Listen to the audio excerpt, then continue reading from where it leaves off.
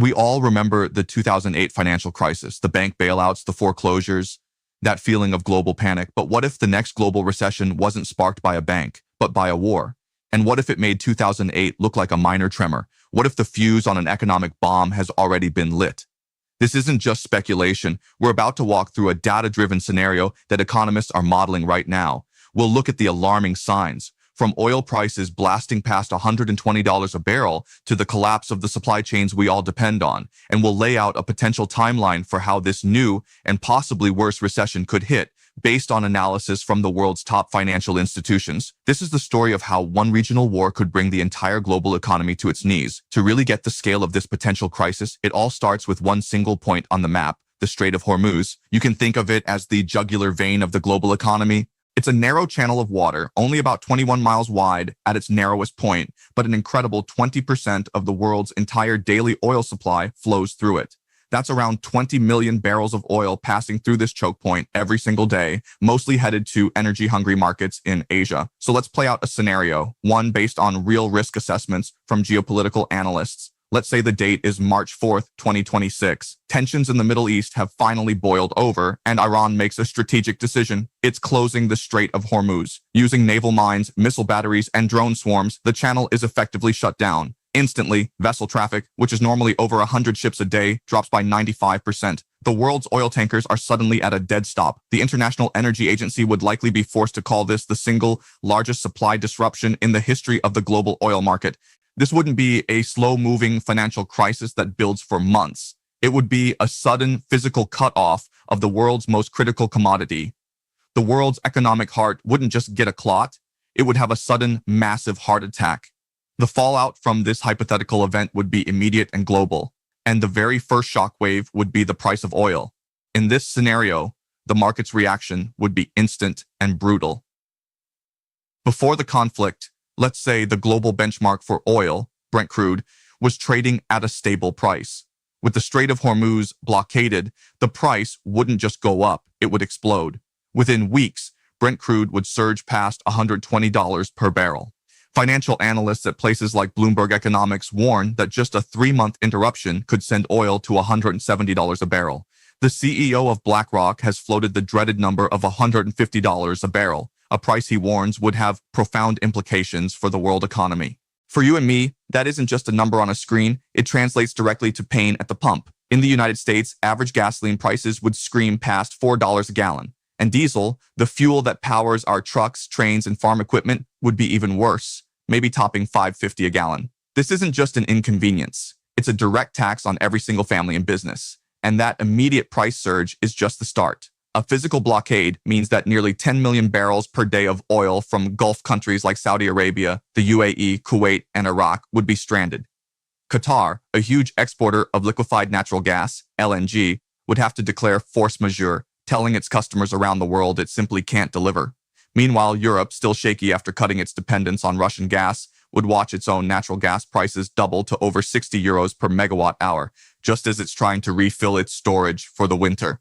This all sounds a bit like the energy crises of the 1970s, but there's a dangerous twist. Back then, the problem was an embargo, a political choice not to sell oil. This time, it would be a physical blockade, stopping the flow for everyone. And while our modern economy is more energy efficient than it was in the 70s, it's also way more interconnected. The US may be a major oil producer now, but it isn't immune.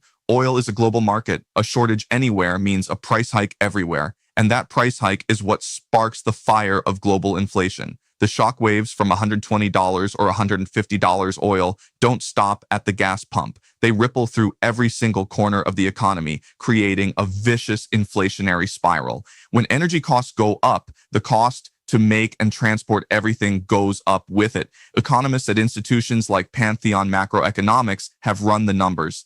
They project that if oil just stays at $150 for 3 months, U.S. inflation could jump from a manageable 2.4% to 6%. Other analyses point to a global peak inflation rate of 7.7%. This would put central banks like the U.S. Federal Reserve and the European Central Bank in an impossible position. For the last few years, their main job has been to fight inflation by raising interest rates. Now, they'd face a massive inflation spike caused by a supply shortage. So what do? Do they raise rates even higher to fight inflation, which would crush the economy and guarantee a recession? Or do they wait and risk letting inflation run wild? It's a terrible choice.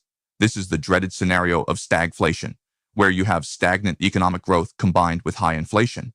It's what made the 1970s economy so brutal, and it's a central banker's worst nightmare. In a normal recession, demand falls and prices drop. But here, a supply shock pushes prices up while killing the economy at the same time. And this kind of inflation could be dangerously sticky. Here's why: the labor market. Even before our hypothetical war, many Western economies were already dealing with worker shortages. Businesses had to raise wages to find and keep people. In a high inflation world, workers will demand even higher wages just to keep up, forcing businesses to raise prices even more. It's a wage price spiral that, once it starts, is incredibly hard to stop. This isn't a temporary problem. It's a fundamental reset of the economy where every dollar you have buys less and less. Okay, that was a lot of complex information, and these situations are always changing. If you want to stay ahead of the curve on how global events affect your money, make sure you're subscribed to the channel and have that notification bell on. We break down the data so you can see what's really going on behind the headlines.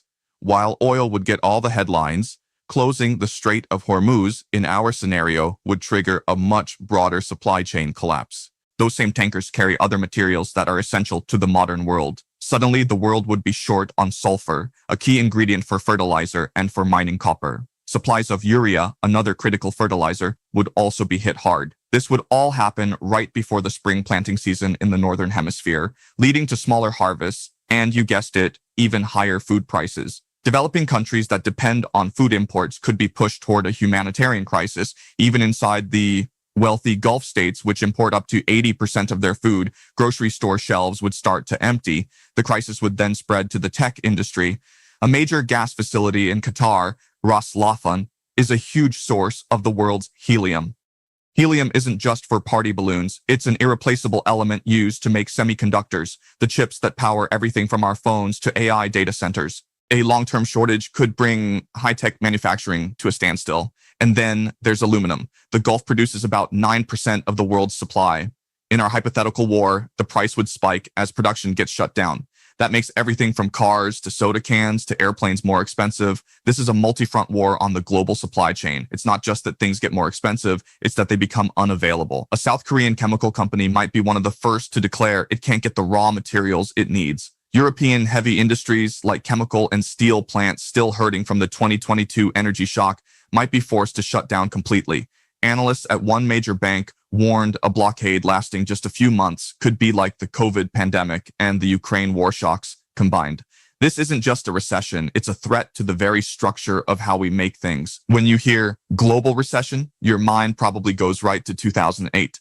But the crisis we're modeling here is a different beast entirely, and in some ways much more dangerous. At its core, the 2008 financial crisis was a demand problem. A housing bubble burst, banks froze, and people and businesses stopped spending. Demand fell off a cliff, which is why the trend was deflationary. Prices were falling. The solution, while painful, was straightforward: pump money into the banks and stimulate demand. This hypothetical 2026 war scenario is the exact opposite. It's a supply problem, a stagflationary crisis. The issue isn't a lack of spending, it's a physical lack of the most important thing on earth: energy. This physical shortage forces prices up, even as those high prices are destroying the economy. This makes it a nightmare to solve. In 2008, central banks could cut interest rates to zero.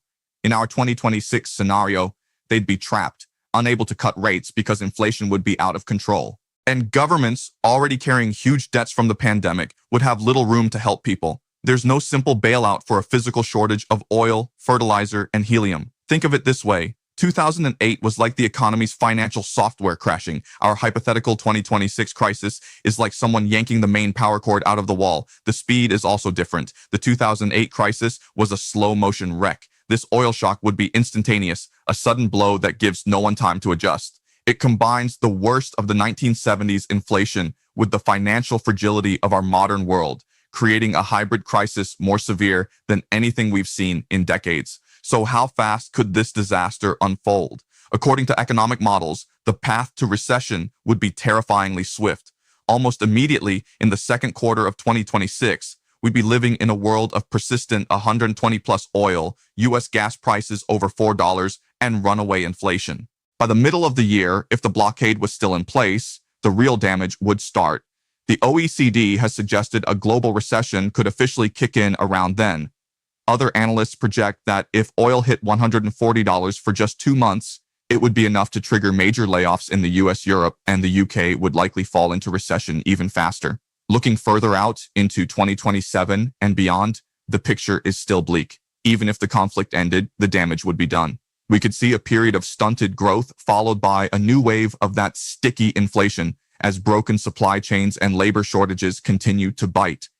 This isn't a V-shaped recovery, it's a long, painful slog. So what's the bottom line here? It's that the global economy is balanced on a knife's edge. A geopolitical fire in one narrow strait could set off a chain reaction, an energy shock, an inflation shock, and a supply chain shock that our leaders have very few tools to fight. Look, this scenario isn't a prediction, it's a data-driven warning. It shows how fragile our just-in-time global system really is and how quickly our world can be turned upside down.